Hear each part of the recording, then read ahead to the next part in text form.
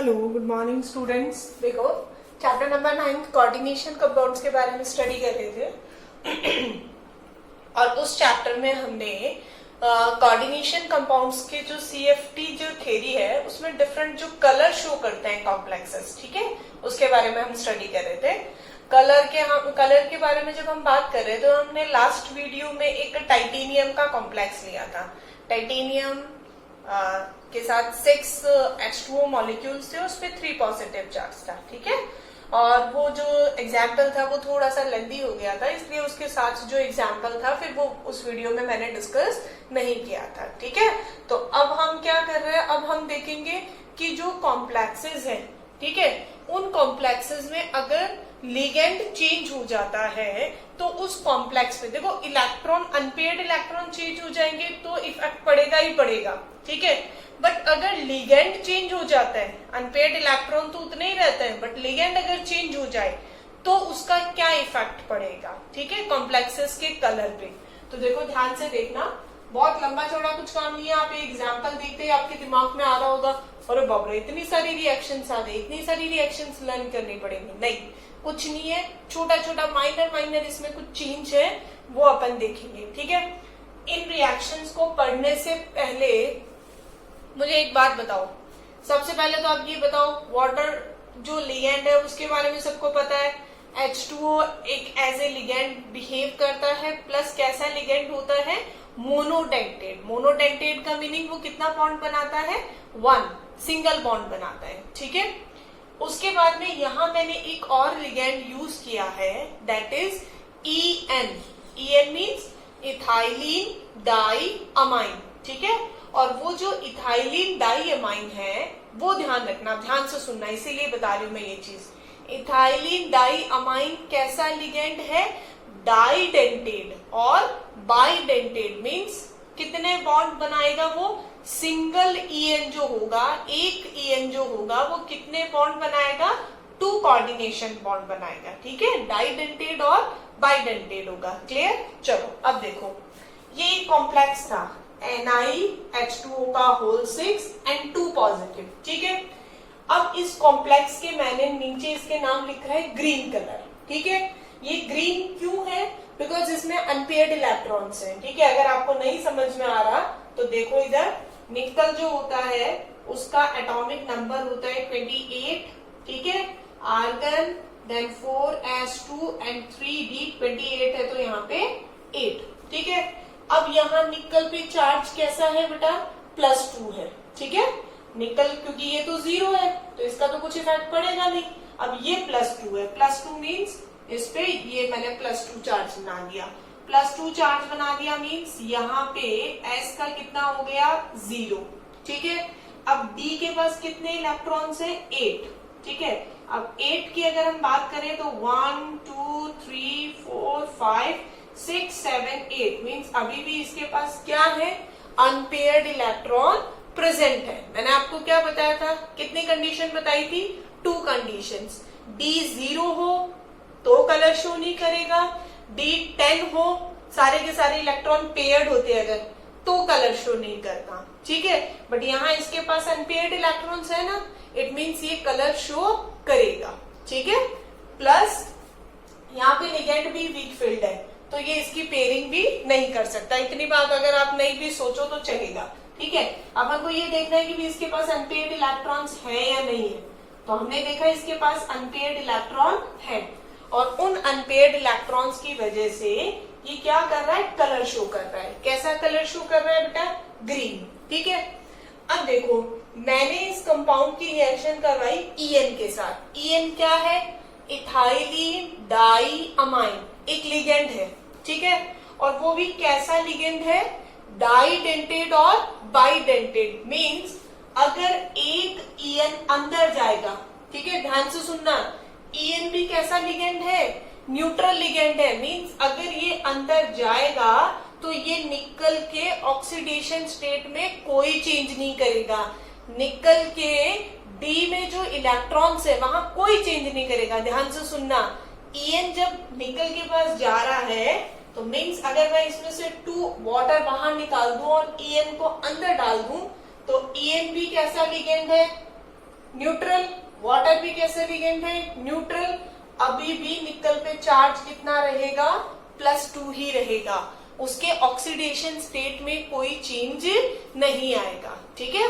तो यहाँ जब ये पहले जो ग्रीन कलर का था, ठीक है, ये कॉम्प्लेक्स कैसे कलर का था, ग्रीन कलर का था, अब हमने क्या किया, EN से इसको रिप्लेस कर दिया। अब EN कैसा लिगेंड है, बाइडेंटेड लिगेंड है, ठीक है।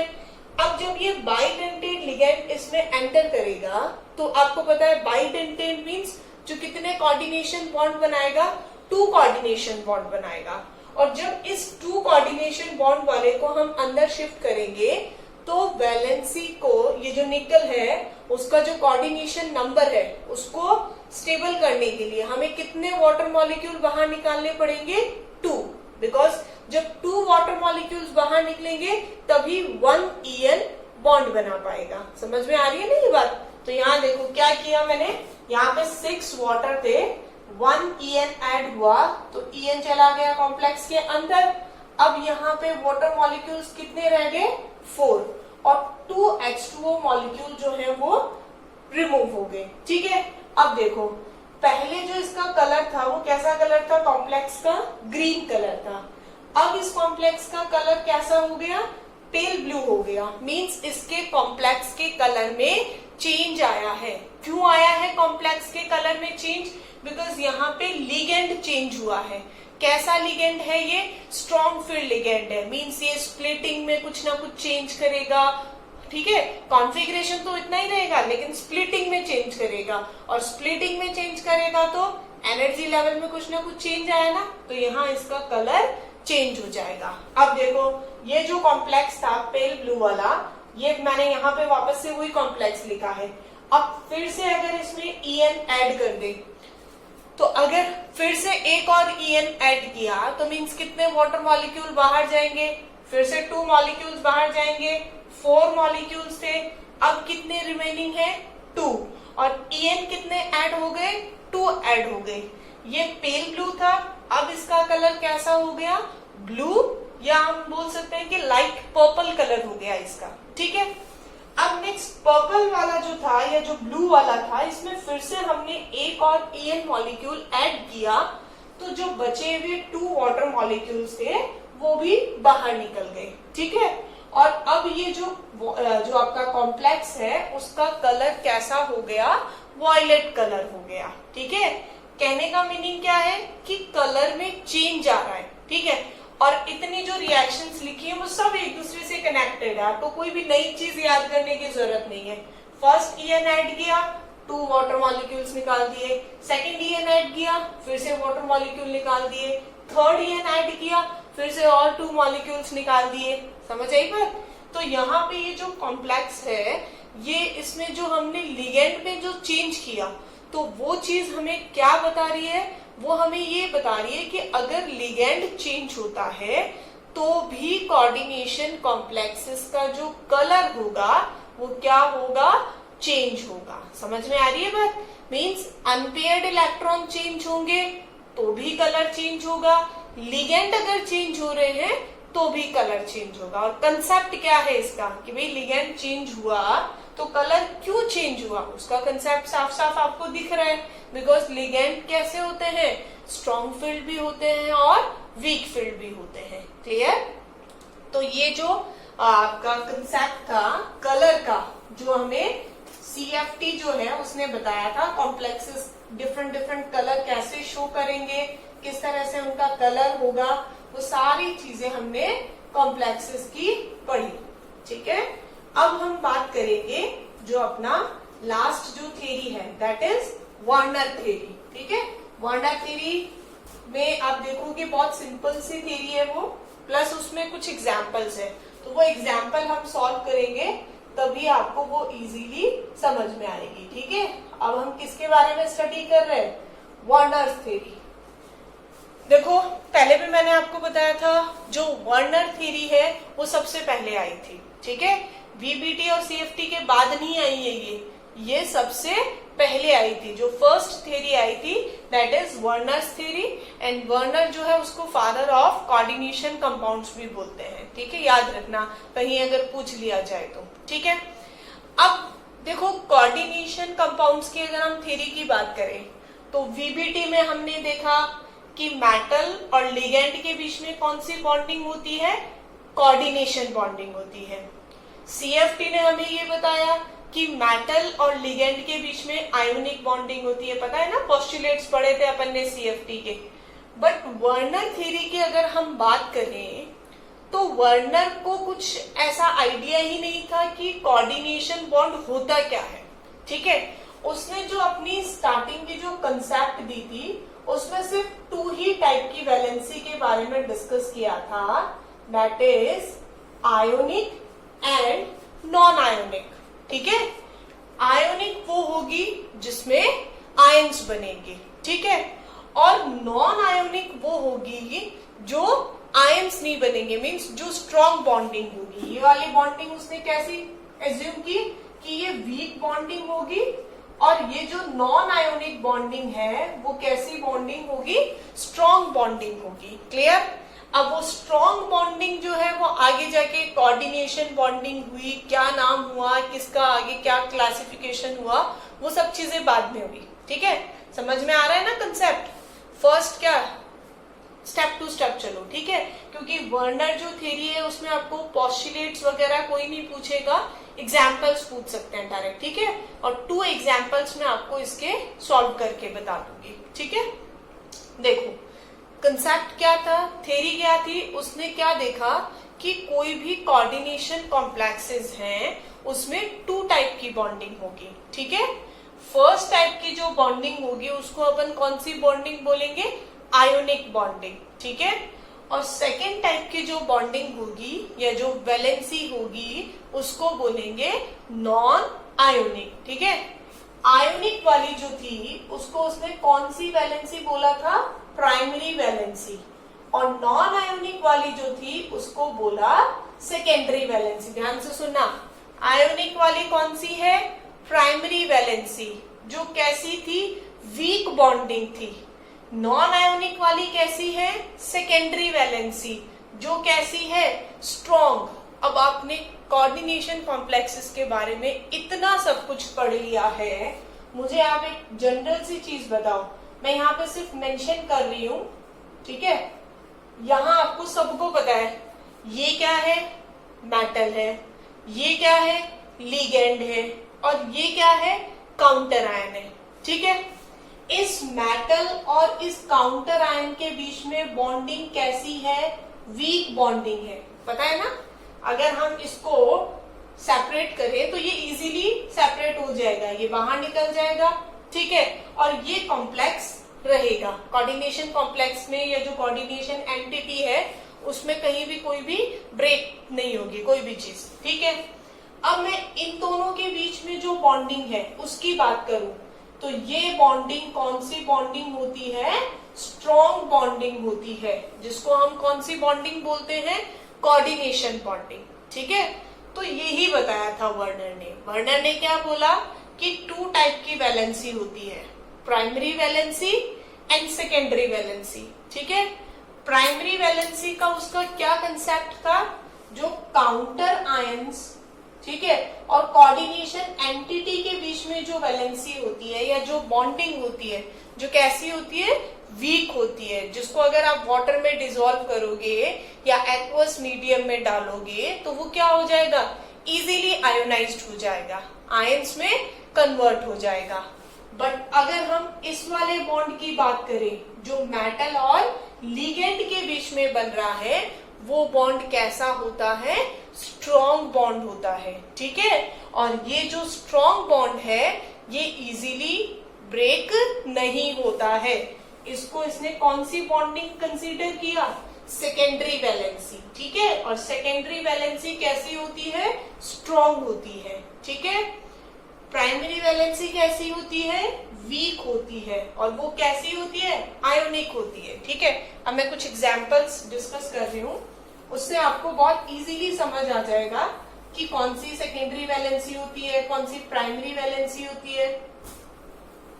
देखो उसने कुछ कॉम्प्लेक्सेस लिए और उन कॉम्प्लेक्सेस में उसने देखा कि वो कॉम्प्लेक्स अलग अलग नेचर शो करते हैं। देखो पहले तो मुझे ये बताओ, मैंने यहाँ पे 2 टाइप की वैलेंसी की बात की है, आयोनिक एंड नॉन आयोनिक, ठीक है। आयोनिक मीन्स जिसमें क्या बनेंगे, आयंस बनेंगे, और इसने कौन से आयन को कंसीडर किया, नेगेटिव आयन को कंसीडर किया, ठीक है। तो नेगेटिव आयन को कंसीडर किया मीन्स जो चीज बाहर निकल रही है वो नेगेटिव के फॉर्म में बाहर निकलेगी। मीन्स कौन सा काउंटर आयन की बात की इसने, नेगेटिव काउंटर आयन की बात की। और नेगेटिव काउंटर आयन जो होगा वो क्या होगा, कोई नेगेटिव पार्टिकल होगा वो ही बॉन्ड बनाएगा। For example Cl negative, Br negative, SO4 2 negative, कुछ भी हो सकता है, बट उसका नेचर कैसा होना चाहिए, नेगेटिव होना चाहिए, ठीक है।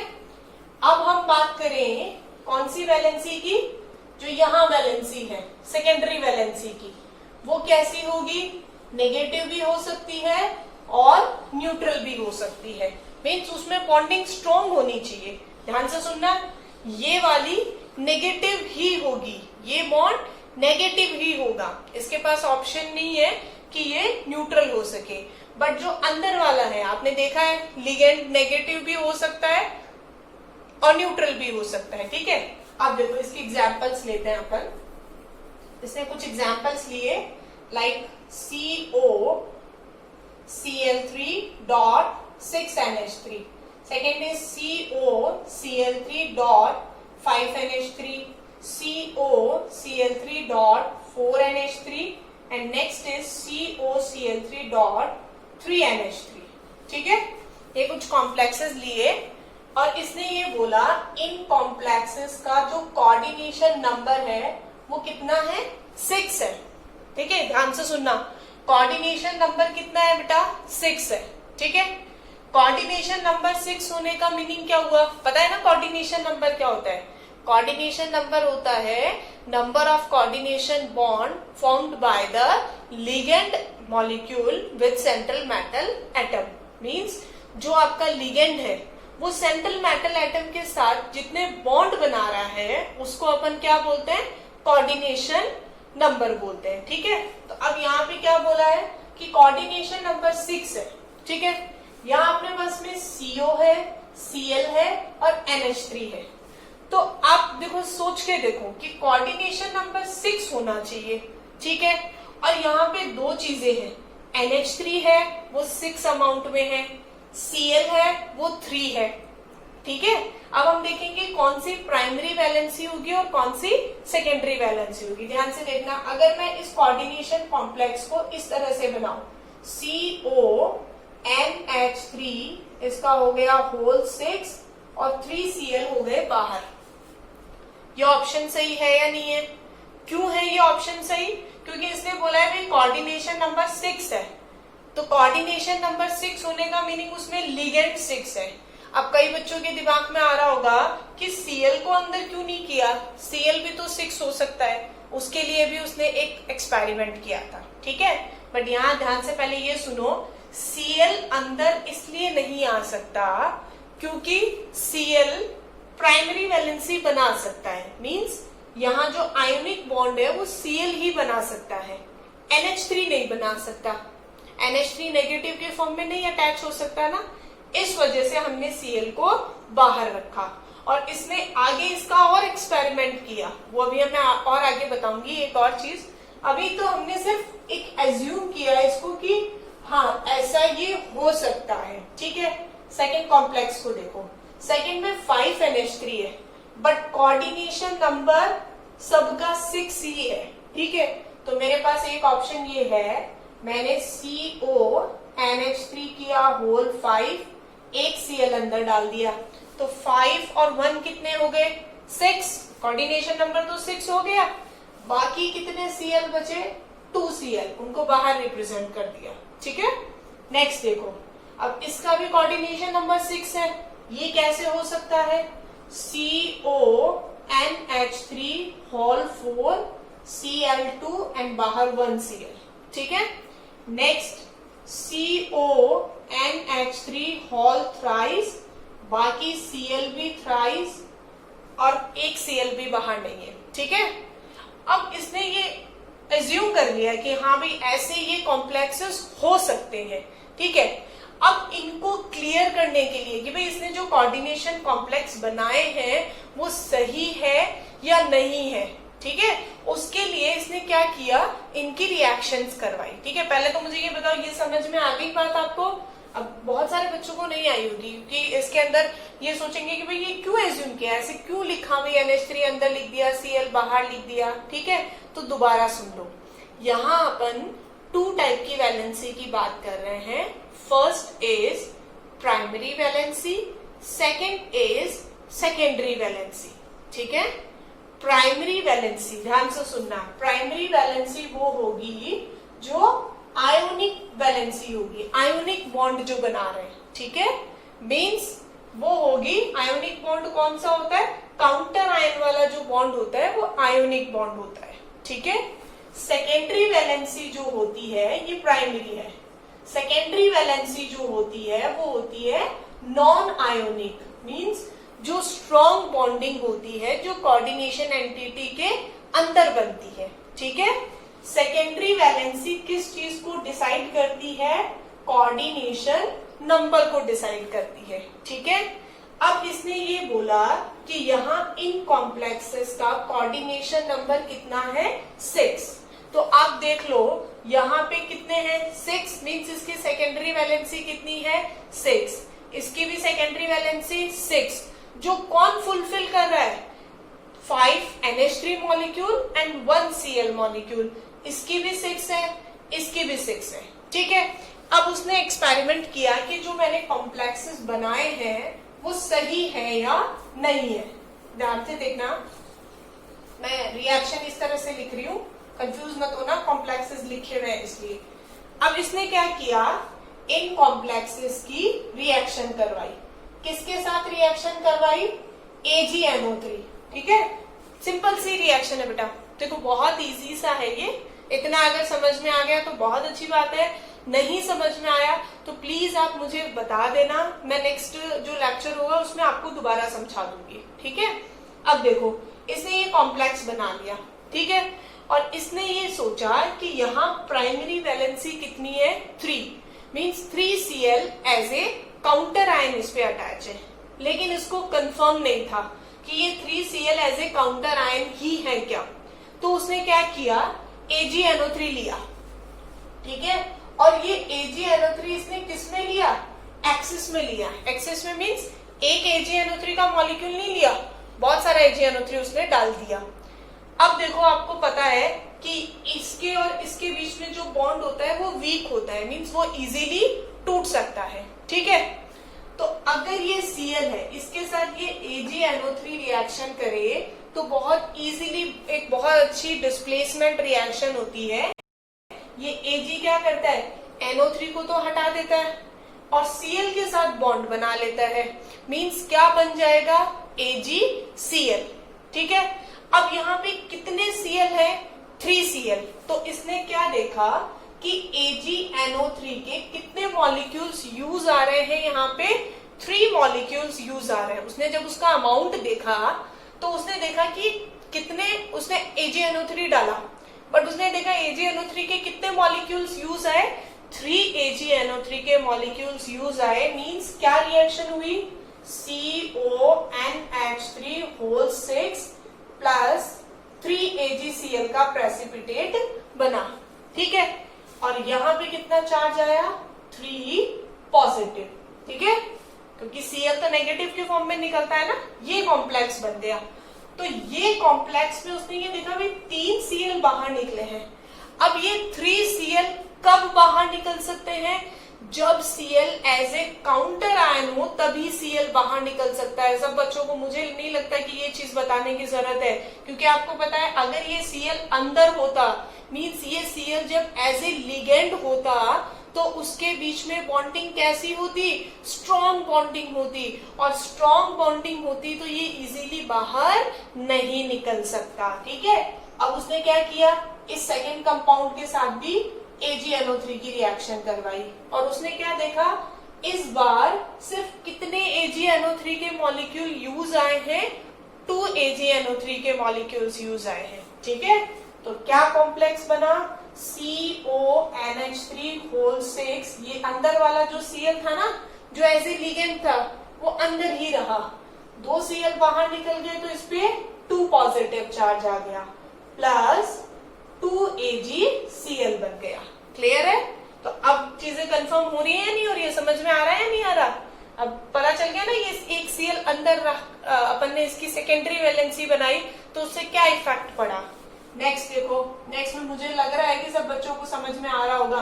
कितना AgNO3 यूज आएगा यहाँ पे? 1 AgNO3, और क्या स्ट्रक्चर बनेगी? CONH3 होल, सॉरी यहाँ पे 6 नहीं है 5 होल 4, देन Cl2 प्लस कितना AgCl मॉलिक्यूल? 1 AgCl molecule. ठीक है, एंड नेक्स्ट यहाँ पे हम जब AgNO3 की रिएक्शन करवाएंगे तो यहाँ पे एक भी AgNO3 का मॉलिक्यूल यूज नहीं आएगा, बिकॉज इस कॉम्प्लेक्स के पास एक भी Cl as a counter ion नहीं है, इसलिए ये बाहर नहीं निकाल सकता। तो ये जो इसने स्ट्रक्चर बनाई थी कॉम्प्लेक्सेस की, ये क्या थी? 100% सही थी। ठीक है, और इसने देख भी लिया, इसने प्रूफ भी कर लिया कि जो मैंने स्ट्रक्चर बनाई है, जितने Cl मैंने as a counter ion show किए हैं, वो उतना ही प्रेसिपिटेट, उतनी ही अमाउंट में यहाँ 3 Cl as a counter ion है तो 3 AgCl बाहर निकल रहा है, यहाँ 2 Cl है तो 2 AgCl, 1 Cl देन 1 AgCl, और यहाँ एक भी एज ए काउंटर आयन नहीं है तो यहाँ AgCl भी नहीं बन रहा। क्लियर है? तो ये वर्नर कंसेप्ट थी। ठीक है, अब इसमें देखो, आप बुक में देखोगे, मैं आपको क्वेश्चन नंबर बता देती हूँ। एक एग्जाम्पल है, उस एग्जाम्पल को आप सॉल्व करोगे। मैं अभी नहीं सॉल्व करके बता रही हूँ क्योंकि फिर उसके बाद में आपको कुछ पता ही नहीं चलेगा कि कौन सा एग्जाम्पल था। ठीक है, मैम सॉल्व करवा देंगे तो बहुत इजी लगेगा तुम लोगों को वो सारी चीज। ठीक है, तो इसलिए मैं आप लोगों को सिर्फ उस एग्जाम्पल का नंबर बता रही हूँ, तो आप उस नंबर को देखोगे तो इसमें इन टेक्स्ट क्वेश्चंस ही हैं। आप देखना एग्जाम्पल, बुक उठाना आप एनसीईआरटी, और एनसीईआरटी बुक के अंदर जो वर्नर थ्योरी है, उस वर्नर थ्योरी के बाद में आप देखोगे उसके नेक्स्ट पेज पे ही ऊपर की तरफ एक एग्जाम्पल है, आई थिंक सो 9.4 और 9.3 एग्जाम्पल होगा। ठीक है, और मैं आपको कमेंट सेक्शन में लिख के भेज दूंगी कौन सा एग्जाम्पल था। ठीक है, वो एग्जाम्पल आप लोग सॉल्व करोगे। ठीक है, और अगर वो एग्जाम्पल आपसे सॉल्व हो जाता है तो आप लिखोगे कि हाँ मैम हम लोगों ने वो सॉल्व कर लिया है और इजीली सॉल्व हो गया। ठीक है, अगर आपसे वो सॉल्व नहीं होता है तो मैं नेक्स्ट वीडियो में उसको बताऊंगी ही। सॉल्व हो जाए तो भी बहुत अच्छी बात है, देख लेना, टैली कर लेना कि तुम्हारा सही है या नहीं है, और अगर ना सॉल्व हो तो मैं उसको एक्सप्लेन करूंगी। ठीक है, वर्नर कंसेप्ट पे ही है वो एग्जाम्पल, तो वो एग्जाम्पल आप सॉल्व करोगे। ओके।